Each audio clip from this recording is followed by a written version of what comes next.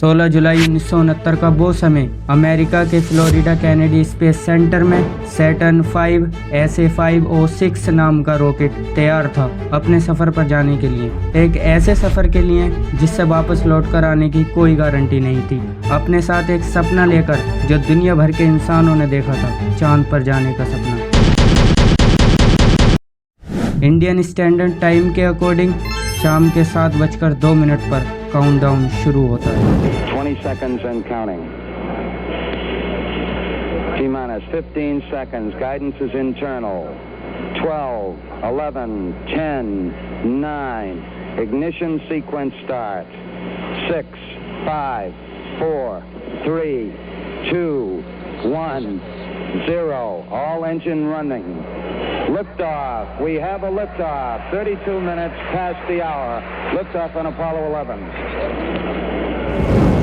इस सफ़र को नाम दिया गया अपोलो 11 मिशन और ये रॉकेट निकल पड़ता है अपने सफ़र पर। उस वक्त दुनिया भर के लोगों की सांसें रुकी हुई थी। सबकी आंखों में एक ही सवाल था, क्या इंसान वाकई चांद पर पहुंच पाएगा? इस रॉकेट के अंदर बैठे थे 3 इंसान, Neil Armstrong commander, Buzz Aldrin lunar module pilot, Michael Collins command module pilot. अब तक 4 दिन 6 घंटे 45 मिनट हो चुके थे इस सफर को शुरू करे हुए। सबको डर था, क्या ये पहुंच पाएगा? कहीं किसी पत्थर से टकरा गया तो? नासा के कंट्रोल रूम में सबकी धड़कनें तेज थी। दुनिया भर के लोग टीवी के सामने चिपके बैठे थे और फिर एक आवाज सुनाई दी नील आर्मस्ट्रॉन्ग की। Roger, Tranquility. We copy you on the ground. You got a bunch of guys about to turn blue. We're breathing again. Thanks a lot. The eagle has landed. Control room में तालियां बज उठी, लोगों की आंखों में आंसू आ गए। ह्यूमैनिटी ने चांद को जीत लिया। आज वो सपना पूरा हो गया जो दुनिया भर के लोगों ने मिलकर देखा था, चांद पर जाने का सपना। आज इंसान को अपने इंसान होने पर प्राउड फील हो रहा था। ईगल स्पेसक्राफ्ट के मून पर लैंड करने के अप्रोक्स 6 घंटे 38 मिनट बाद, या यूं कहिए 21 जुलाई सुबह के 8:26 नील आर्मस्ट्रॉन्ग ने अपना पहला कदम रखा चांद पर।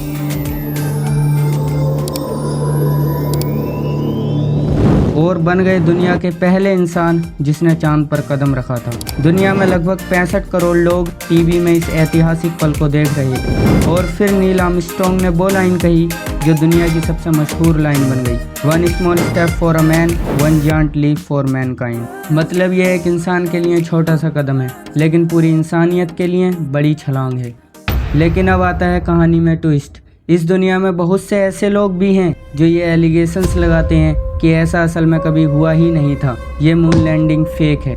बल्कि अमेरिका ने कोल्ड वॉर जीतने के लिए इसे ग्रीन स्क्रीन पर शूट करा था और दुनिया भर में टेलीकास्ट करा। इन एलिगेशंस के पीछे कुछ सॉलिड रीजंस भी हैं, जैसे जब मून पर कोई एटमॉस्फेयर ही नहीं है तो वहाँ झंडा क्यों लहरा रहा है, और मून लैंडिंग की किसी भी फोटो में स्टार्स दिखाई नहीं दे रहे, जबकि रियलिटी में स्टार्स और भी साफ दिखाई देने चाहिए थे। इसी तरह कई और भी एलिगेशंस हैं। अब सवाल उठता है, क्या ये मून लैंडिंग सच है या झूठ? और ये कोल्ड वॉर क्या है जिसके लिए अमेरिका ने ये सब किया? तो आइए इस कहानी को शुरू से शुरू करते हैं और पर्दा उठाते हैं कुछ अनसुनी बातों से।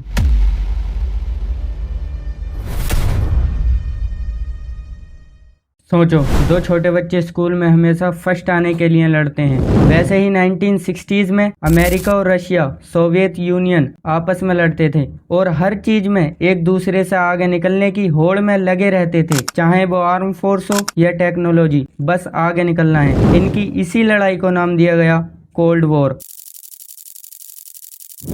और इस बार ये दोनों लड़ रहे थे स्पेस रेस में।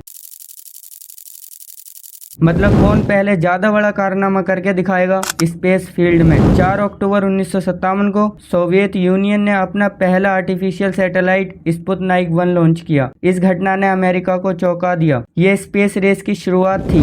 और फिर से सोवियत यूनियन ने 3 नवंबर 1957 को स्पुतनिक 2 में लाइका नाम की एक डॉग को अर्थ की ऑर्बिट में भेजा। वो स्पेस में जाने वाली उस समय की पहली लिविंग थिंग बनी। 31 जनवरी 1958 जवाब में अमेरिका ने अपना पहला सैटेलाइट एक्सप्लोरर 1 लॉन्च किया।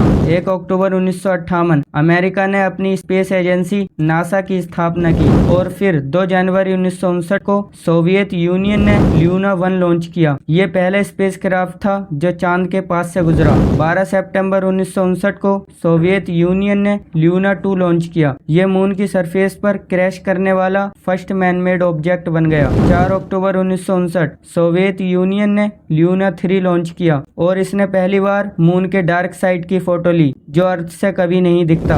और ऐसे करते करते एक टाइम वो आया कि रशिया सोवियत यूनियन अमेरिका से स्पेस रेस में बहुत आगे निकल गया। अब अमेरिका को अपनी इज्जत बचाने के लिए और स्पेस रेस में रशिया से आगे निकलने के लिए एक ऐसे मिशन की जरूरत थी जो आज से पहले कभी नहीं हुआ। और फिर 25 मई 1961 को American president John F Kennedy ने ऐलान किया अमेरिका 1970 के खत्म होने से पहले इंसानों को चांद पर भेजेगा और सही सलामत वापस भी लाएगा।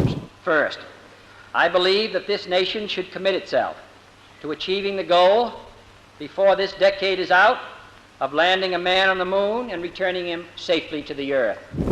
और अगर आपको याद हो तो मैंने शुरू में बताया था कि अमेरिका ने इसी इम्पॉसिबल से लगने वाले काम को अपोलो 11 मिशन के जरिए 21 जुलाई 1969 को सक्सेसफुली मून लैंडिंग कराकर पूरा कर दिया था। 24 जुलाई 1969 एस्ट्रोनॉट्स को सही सलामत वापस भी ले आया था। लेकिन उस जमाने में टेक्नोलॉजी इतनी एडवांस नहीं थी, इसीलिए लोग एलिगेशंस लगाते हैं कि ये फेक थी। एलिगेशन नंबर 1, चांद पर हवा नहीं है तो अमेरिकन फ्लैग कैसे लहरा रहा था? तो होता यह है कि जनरली फ्लैग में वर्टिकल रोड होती है, लेकिन इस फ्लैग को सीधा रखने के लिए इसमें हॉरिजॉन्टल रोड भी लगाई गई थी। लेकिन एस्ट्रोनॉट से गलती से वो फ्लैग पूरा डलने के बजाय थोड़ा सा बाहर रह गया था और जैसे ही एस्ट्रोनॉट्स ने उसे चांद की जमीन में गाड़ा तो उसमें सरवटें और वाइब्रेशन पैदा हो गई और वहाँ हवा न होने की वजह से ये वाइब्रेशन बहुत देर तक चलती रही, जिससे फ्लैग लहरता हुआ फील हुआ, जबकि असल में ऐसा कुछ नहीं हुआ था। एलिगेशन नंबर 2, स्टार्स न दिखना।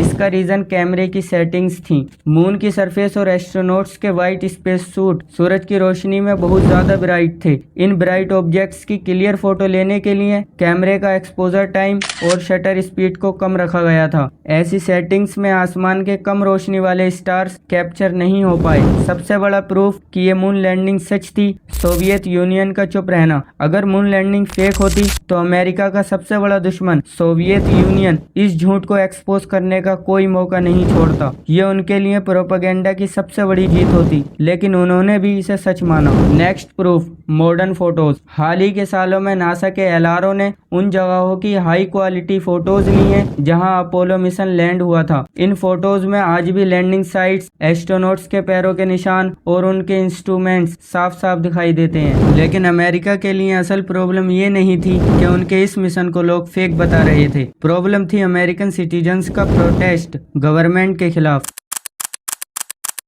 तो होता यह है कि अमेरिकन गवर्नमेंट ने प्रोजेक्ट अपोलो पर $25.8 बिलियन स्पेंड करे थे, जो आज के हिसाब से $257 बिलियन के बराबर है। और वहीं दूसरी तरफ अमेरिकन सिटीजन्स गरीबी, भुखमरी और बेरोजगारी से जूझ रहे थे और देश भर में प्रोटेस्ट करने लगे ये कहकर कि अमेरिकन गवर्नमेंट के पास चांद के लिए पैसा है लेकिन गरीबों के लिए नहीं। जनवरी 1962 में न्यूयॉर्क टाइम्स ने एक आर्टिकल पब्लिश किया था जिसमें उन्होंने बताया कि जितना पैसा चांद पर जाने के लिए स्पेंड किया जा रहा है, इतने पैसे से करीब 120 यूनिवर्सिटीज बन सकती हैं जो हार्वर्ड के साइज की होंगी।